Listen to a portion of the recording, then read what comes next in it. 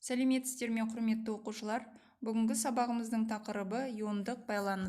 Сабақ негізделген оқу мақсаты иондық байланыстың қарама-қарсы зарядталған иондардың электростатикалық тартылуы нәтижесінде түзілетіндігін түсіну. Алдыңғы өткен сабағымызды еске түсіріп, үй тапсырмасын ыстық орындық әдісі арқылы есімізге түсірейік. Бұл жерде сіздерге 4 сұрақ берілген. Бірінші сұрақ: қандай байланыс түрлерін білесің? Екінші: сутектік байланыс қалай жүзеге асады? Үшінші: электр терістілік ұғымына анықтама бер. Төртінші сұрағымыз: ковалентті байланыс түрлеріне сипаттама бер. Егерде балалар жауаптарыңыз дайын болса, тапсыра берулеріңізге болады.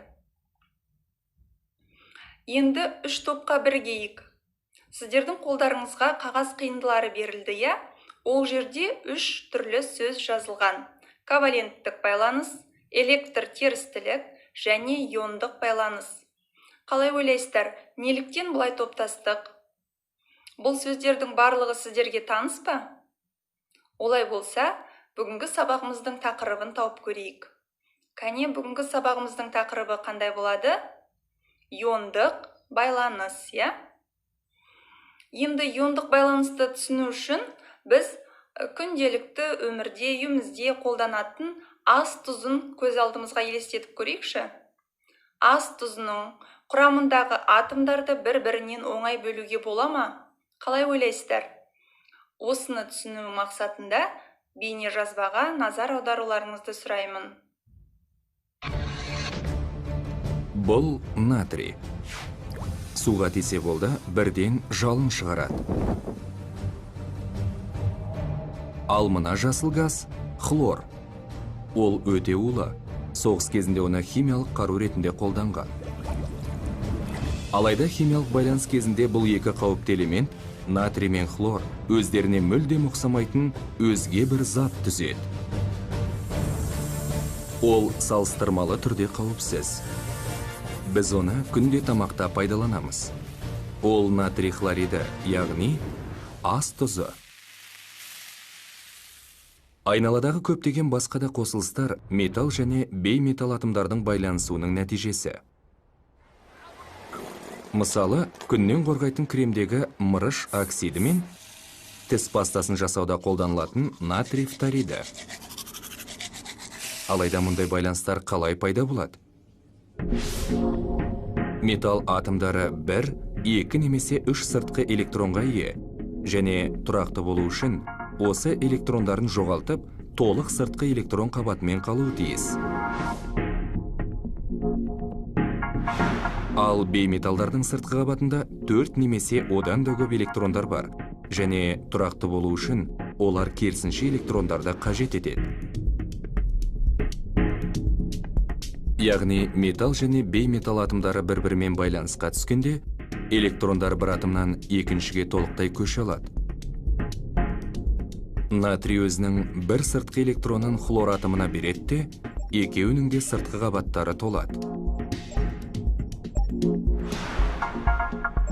Алайда, қазір хлор атомында протондарға қарағанда электрондардың саны біреуге артық. Және ол теріс зарядталған. Енді біз оны атом деп атамаймыз. Ол зарядталған бөлшек, хлорид ион.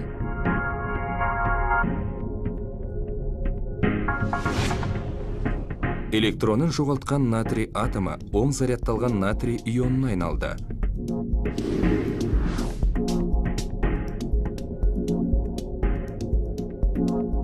Әр аттас зарядтар тартылатындықтан, оң және теріс иондар бір-бірімен берік байланысады.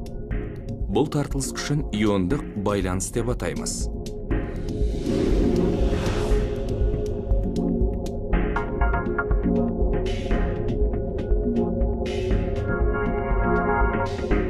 Натрийдің оң ионы мен хлордың теріс ионы бір-бірімен тығыз байланысып, 3 өлшемді үлкен тор түзеді.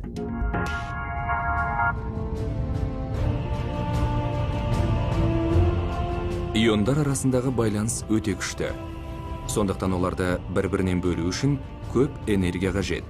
Осыдан иондық қосылыстардың балқу және қайнау температуралары жоғары болады. Қауіпті элементтер саналатын натрий мен хлор енді қосылыстың құрамында бос күйінде кездеспейді. Олар өздерінің бастапқы атомдарынан қасиеттері мүлдем өзгеше натрий ионы мен хлорид ионға айналады. Сонымен біз күнде пайдаланатын ас тұзы атомдардың иондарға айналу нәтижесі.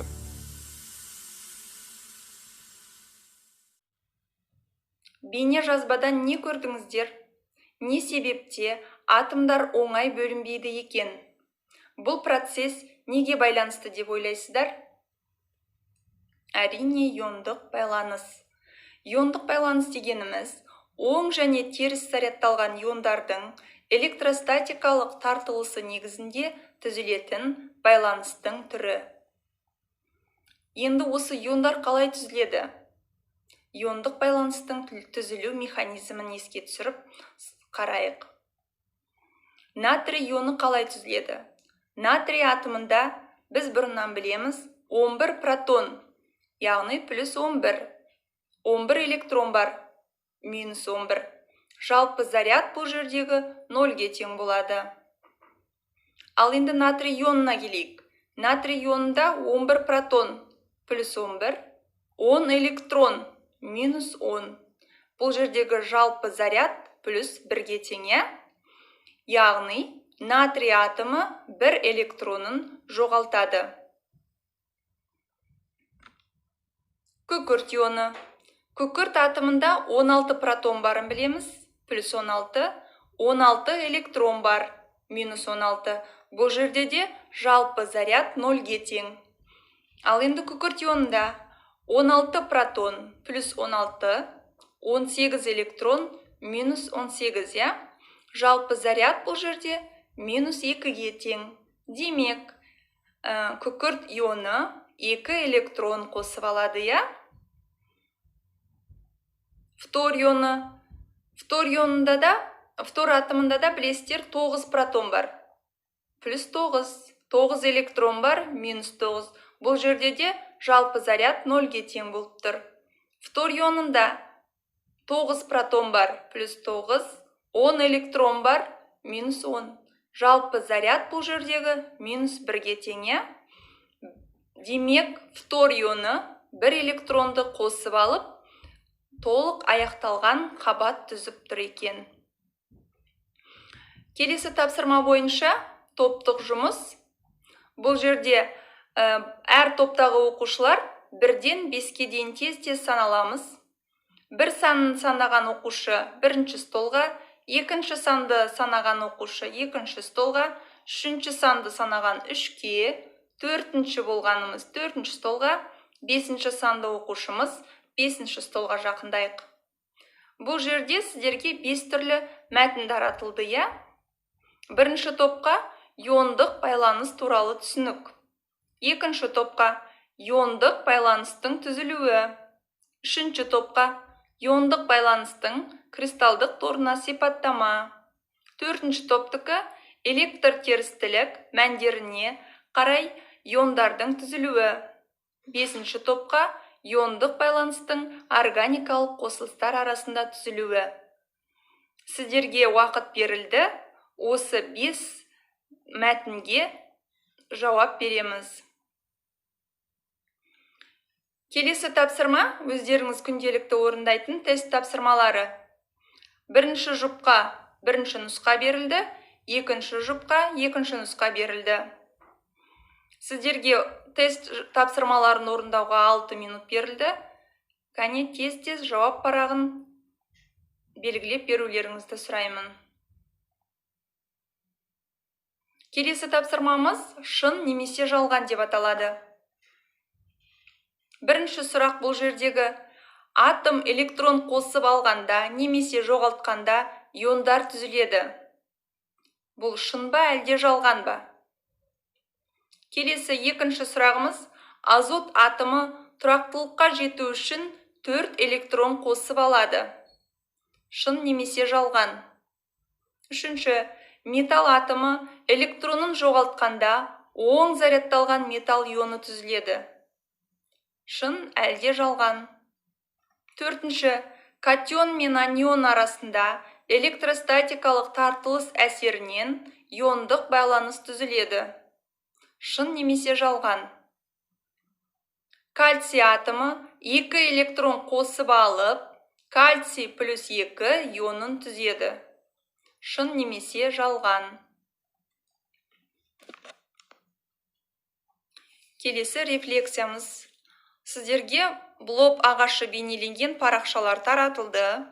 Балалар, осы ағашта отырған адамдарды бояп шығыңыздар. Осы стратегия арқылы сіздердің қаншалықты бүгінгі сабағымызды меңгергендеріңізді бағалайтын боламын. Кәне, алдарыңызға таратылған парақшаны тез-тез бояп өткізіңіздер. Бүгінгі сабағымызды осымен қорытындылаймыз, балалар. Үйге тапсырма: иондық байланыс туралы қосымша ақпараттар іздену. Және 10-шы сыныптың 57-ші бетіндегі 4-5 есептерді шығару. Ол есептерді жаңа алдыңғы иондардың түзілуі кезінде көрсетіп кеткен әдіс бойынша шығарасыздар. Және осы жерде қосымша көрсетілген сайттарға жүгініп, қосымша материалдарды алсаңыздар болады. Назар қойып тыңдағандарыңызға рахмет. Келесі сабақта жүздескенше.